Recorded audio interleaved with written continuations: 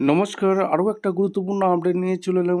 খুব গুরুত্বপূর্ণ ভিডিও। চ্যানেলে ফার্স্ট টাইমে দেখলে চ্যানেলটাকে সাবস্ক্রাইব করে বেল আইকনটা টিপে রাখতে হবে। লেটেস্ট গুরুত্বপূর্ণ আপডেট পাওয়ার জন্য স্টেপ টু স্টেপ আজকের আপডেটটি আপনাদের সামনে তুলে ধরছি। কৃষক বন্ধু, হ্যাঁ, কৃষক বন্ধু টাকা পেতে এই ফর্ম জমা করতে হবে। কৃষকদের ভেরিফিকেশান শুরু হচ্ছে। যাদের লিস্টে নাম আছে আপনারা চেক করে নেবেন, তাদের কিন্তু এই ভেরিফিকেশানটা করতে হবে। কী কী কাগজ লাগবে, কোথায় ফর্ম পাবেন, ফর্মটা কীভাবে ফিল আপ করবে, সম্পূর্ণরূপে এই প্রতিবেদনে বলবো।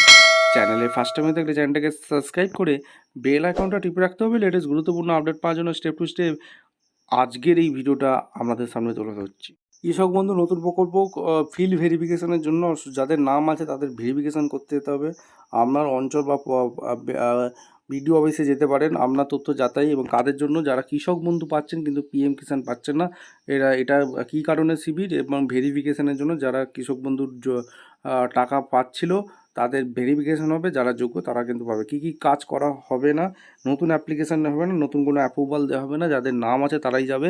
কী কী কাজ করা হবে, তালিকাভুক্ত কৃষক বন্ধুদের ফর্ম দেওয়া হবে। কৃষক বন্ধুরা সঠিকভাবে সম্পূর্ণরূপে ফর্ম ফিল আপ করে জমা দিয়ে দেবেন, ঠিক আছে।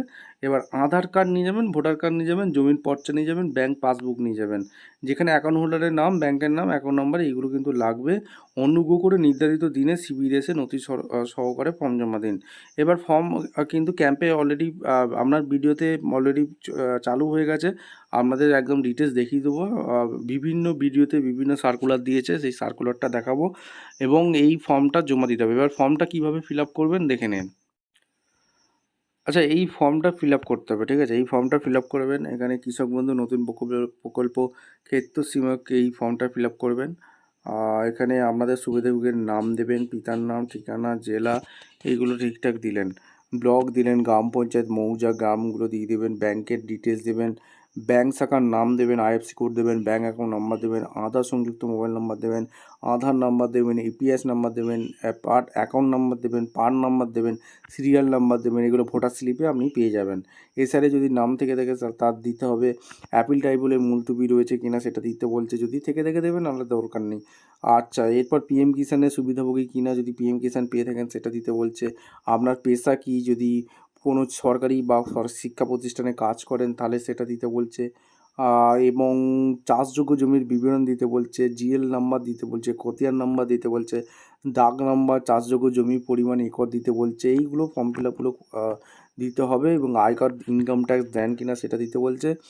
এরপর আরেকটা জিনিস বলে রাখি, আপনার স্বামী স্ত্রীর নাম, ব্যাংকের বিবরণ, ব্যাঙ্ক শাখার নাম, IFSC code, bank account number, Aadhaar সংযুক্ত mobile number, Aadhaar number, EPS number এগুলো কিন্তু দিয়ে দিলেন। এইগুলো দিয়ে পিএম কিষাণে আছে কি না দিয়ে এই মর্মে সম্পূর্ণ ঘোষণা করছি যে উপরোক্ত প্রদত্ত সকল তথ্য আমার জ্ঞান বিশ্বাস অনুযায়ী সম্পূর্ণ সত্য সঠিক। পরবর্তীকালে যে কোনো যাচাই প্রদত্ত তথ্য মিথ্যা বিভ্রান্তিকর প্রমাণিত হলে প্রচলিত আইন ও বিধি অনুযায়ী সরকার আমার বিরুদ্ধে প্রয়োজনীয় আইনানুগ ব্যবস্থা গ্রহণ করতে পারবে এবং কৃষক বন্ধু নতুন প্রকল্পে অথবা সরকারের অন্য কোনো অনুরূপ প্রকল্পে আমরা প্রাপ্য বাতিল করা যেতে পারে। আমি আরও ঘোষণা করছি যে আমার এবং আমার স্বামী স্ত্রীর আধার নাম্বার উভয়ের পূর্ণ সমর্থিতভাবে প্রদান করা হয়েছে এবং সরকারি বিভিন্ন প্রকল্পের সুবিধা প্রদান প্রয়োজনীয় যাচাইকরণের উদ্দেশ্যে সরকারি আধার সংযুক্ত তথ্য ব্যবহার করতে পারবে। এখানে টিক মার্ক দেবেন, দিয়ে ফর্মটা আপনার ভিডিওতে জমা দেবেন। একটা সার্কুলার দেখে দিচ্ছি যে প্রতিটাই বিডিও অফিসে সার্কুলার বার করেছে, সেই সার্কুলারটা দেখাচ্ছি। ডিস্ট্রিক্ট বাঁকুড়া জেলার রাজপুর ব্লক থেকে বের করেছে, ঠিক আছে। দেখতে পাচ্ছেন, এত দ্বারা আপনাদের অবগতির জন্য জানানো হচ্ছে যে সকল কৃষক বন্ধু প্রকল্পের উপভোক্তা পিএম কিষাণ প্রকল্পের সুবিধা পান না তাদের নথি যাচাই ভেরিফিকেশন করা হবে, ঠিক আছে। এই ভেরিফিকেশন ফর্ম কোথায় কোথায় হবে, 10 তারিখ থেকে শুরু হচ্ছে, 10, 11, 13, 14, 15, 17 বিভিন্ন ভিডিও সার্কুলার যে যারা আলাদা হবে আপনার ভিডিও অফিসে গিয়ে খোঁজ নেবেন।